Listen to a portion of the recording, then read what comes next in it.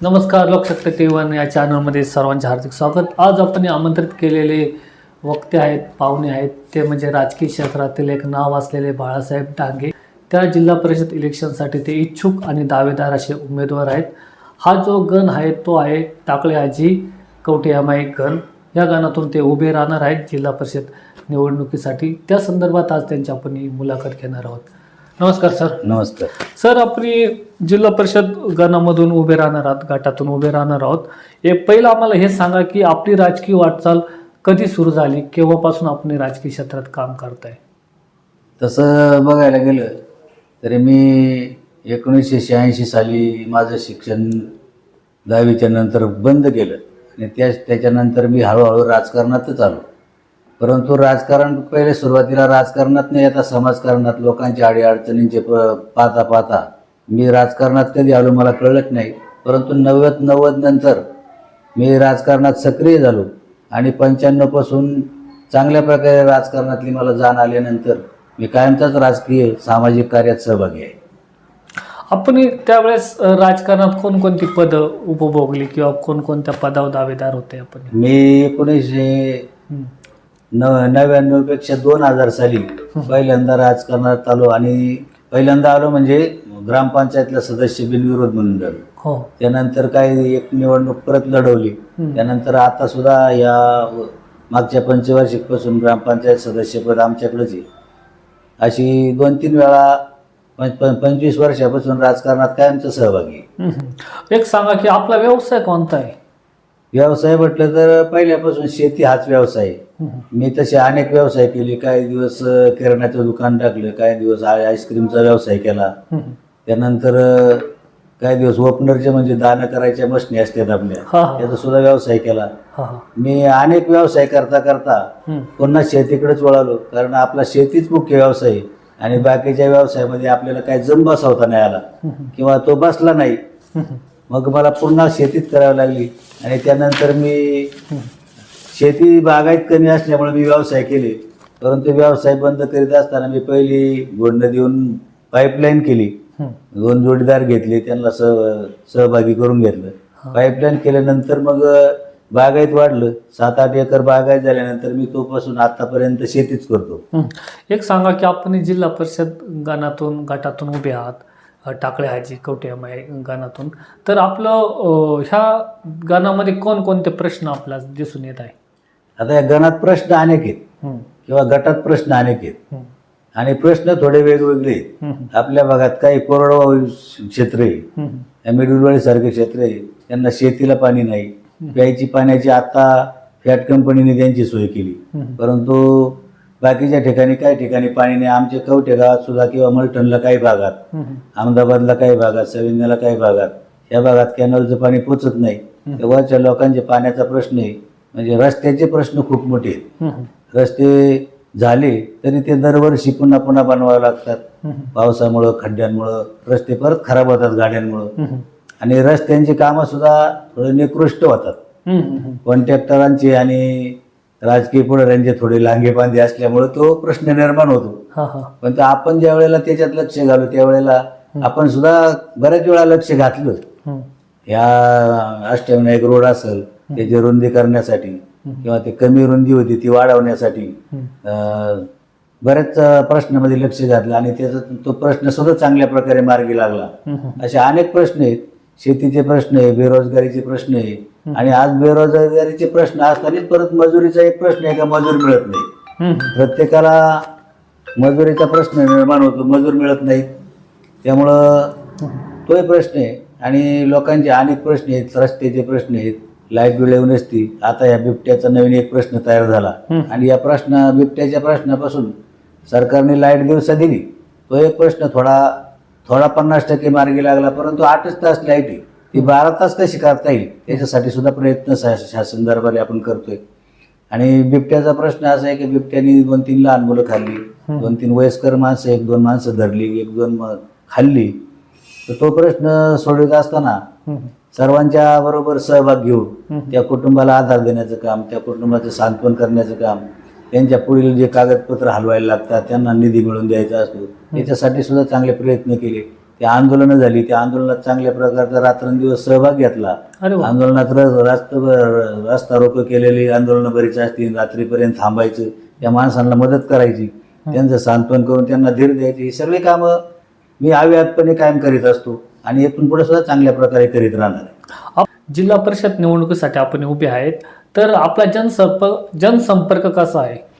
माझा आता तिकडं काठापूरपासून तर इकडं टाकळीपर्यंत, डोंगरगंजच्या शेवटच्या टप्प्यापर्यंत, माश्यापर्यंत, आणि इकडं सैन्यापासून तर अहमदाबादपर्यंत प्रत्येक गावात प्रत्येक माणसाशी, मग तो सामान्य असो, पुढारी असो किंवा मजूर असो किंवा व्यावसायिक असो, सगळ्यांशी माझे चांगल्या प्रकारचे संबंध आहेत.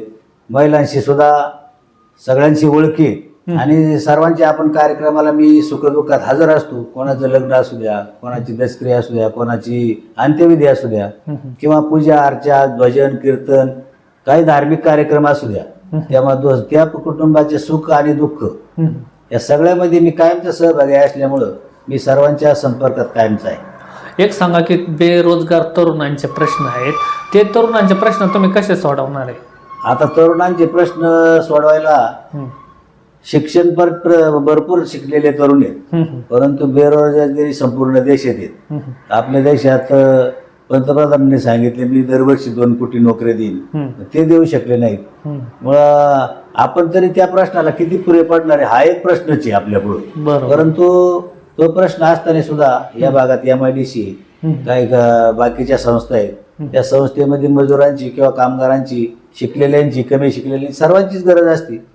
त्यांना रोजगार मेळावे घेऊन किंवा पहिले सुद्धा मी त्यांना बरेच माणसं किंवा मुलं आतापर्यंत कारखान्यात, कंपन्यांनी किंवा काही संस्थेंवर कामाला लावलेली आहेत आणि पुढचे सुद्धा मेळावे घेऊन ज्यांचा प्रश्न आहे त्यांना सगळ्यांचे सोडवण्याचा प्रयत्न आपण करतोय आणि तो कायमचा चालूच राहणार आहे. कारण हा प्रश्न काय कायमचा सुटणारा प्रश्न नाही, तो कायमच चालू राहणारा प्रश्न आहे. बरोबर, पण त्या प्रश्नाचा तुम्ही सकारात्मक रीतीने त्याकडे पाहता. हो, त्याला कायमच आपलं चांगल्या प्रकारचे सहकार्य राहिले. आपण जिल्हा परिषद निवडणुकीसाठी उभे आहात, आपलं विजन काय निवडून आल्यानंतर? आता हेच जे आतापर्यंत तुम्ही जे प्रश्न विचारले त्या सगळ्याच प्रश्नामध्ये बेरोजगारी असेल, लोकांच्या समस्या आहेत, सगळ्या प्रकारच्या समस्या आल्या त्याच्यात, त्या सगळ्या सोडवणे, त्यांना न्याय देणे लोकांना आणि त्या समस्यांना सुद्धा निराकरण करणे हा आपलं सगळ्यात मोठं प्राधान्य प्रत्येक ठिकाणी राहील.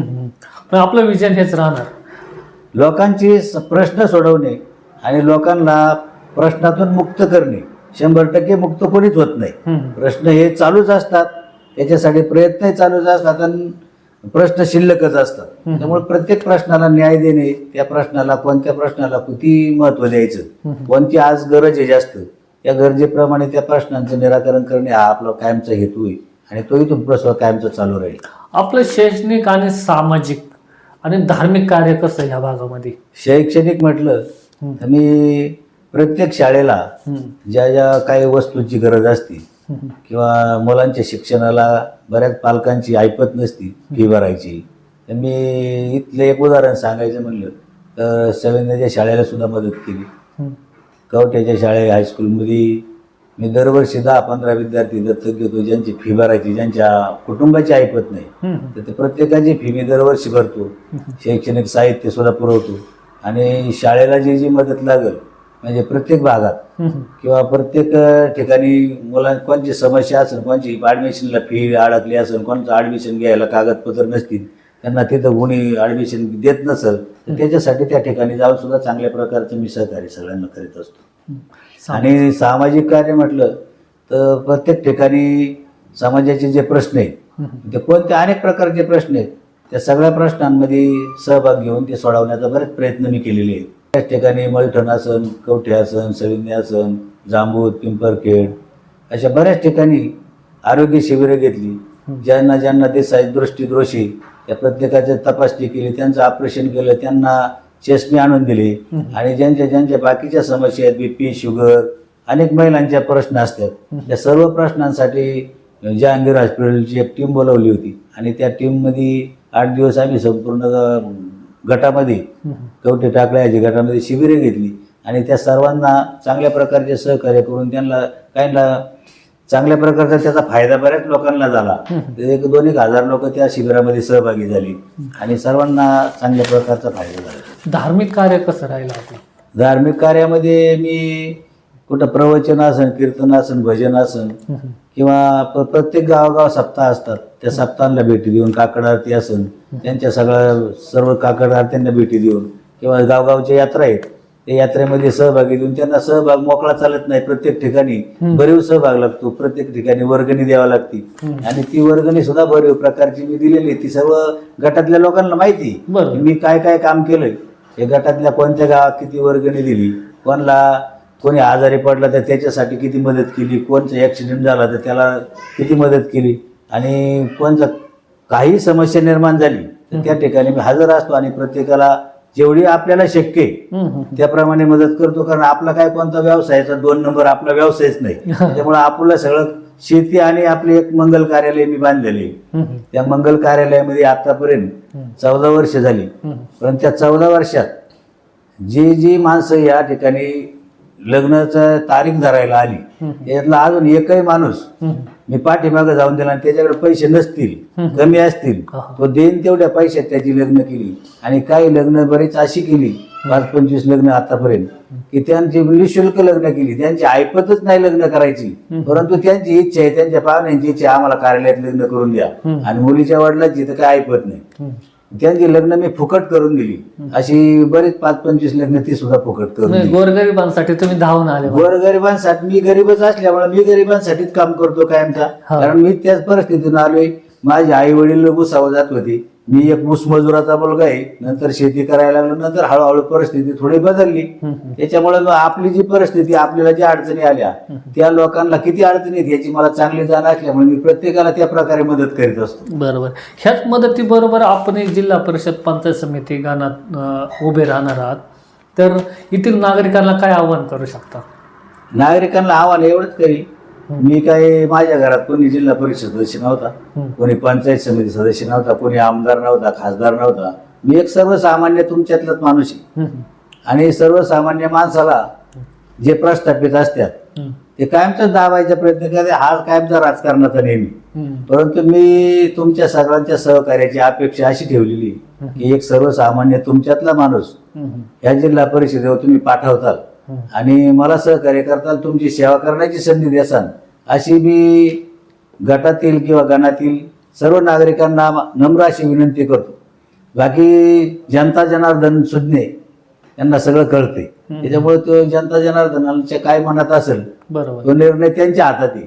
त्याच्यावर काय कोणी लादू शकत नाही निर्णय. तो आपण फक्त त्यांच्याकडं पुढ्यात मागायचं काम करणार आहे आणि त्यांना सहकार्य आपण त्यावेळेला आपण निवडून आल्यानंतर आपण आपलं आयुष्यच त्याच्यासाठी जनसेवेसाठी समर्पित करणार आहे. कारण आपल्याला काय आता प्रपंच करायचं नाही. माझा मुलगा सुंदर कामाला आहे, त्यांचा प्रपंच ते पाहतील, माझा प्रपंच झालेला आहे. आता मला जनतेसाठीच काम करायचे अशी माझी प्रामाणिक इच्छा आहे. जनतेसाठी काम करण्यासाठी तुम्ही राजकारणात येतात?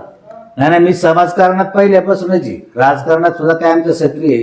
परंतु ज्या वेळेला चांगल्या प्रकारचं माणूस ZP सदस्य किंवा अशी एखाद्या पदावर जातो त्यावेळेला तिथं थोडा निधी असतो. त्या निधीच्या मार्फत लोकांचे जास्तच प्रश्न आपल्याला सोडवता येतील. कारण एक छोट्या निधी ग्रामपंचायतमध्ये आपण एका वार्डापुरते एका गावापुरतीच मर्यादित असतो आणि निधीही मर्यादित असतो. त्या थोड्या निधीमध्ये थोडंच काम करता येतं. परंतु हा निधी म्हणून मी माझ्या पदरच्या खर्चाने सुद्धा भरपूर कामं केलेत. याची आता उदाहरणं सांगायची काही गरज नाही, कारण ती गटातल्या माणसांना सगळ्यांना माहिती.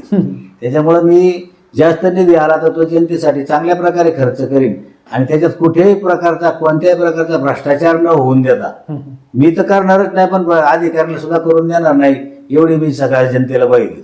तर अशा रीतीने हे होते जनसेवक बाळासाहेब डांगे, की जे सामाजिक कार्यकर्ते आहेत. त्यांनी सामाजिक, शैक्षणिक आणि धार्मिक क्षेत्रात चांगलं कार्य केलेलं आहे. त्याशिवाय त्यांचा स्वतःचा एक व्यवसाय आहे, शेती आहे, बालाजी मंगल कार्यालय आहे आणि त्या कार्यालयात पण ते गोरगरिबांचे लग्न माफक दरात मोफत पण लावतात. असं त्यांचा एक सामाजिक अंगाचा एक पिंड आहे. तर अशा रीतीने बाळासाहेब डांगे यांची सविस्तर मुलाखत आपण घेतलेली आहे. आपल्याला काय वाटतं ते आपण कमेंटद्वारे नक्की सांगा. धन्यवाद सर. नमस्कार.